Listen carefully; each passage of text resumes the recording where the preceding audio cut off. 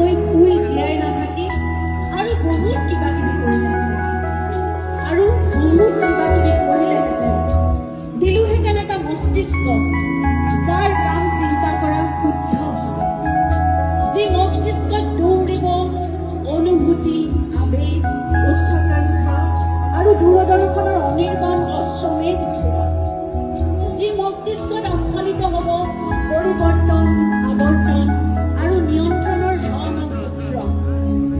দিলোহেঁতেন আৰু এজুৰি হাই পাৱাৰ চকু, যাৰ মাজেদি দৃশ্যমান হ'লহেঁতেন সকলো সঁচা বস্তু। দিলোহেঁতেন দুখন এক্সট্ৰা কাণ শুনিবলৈ সকলো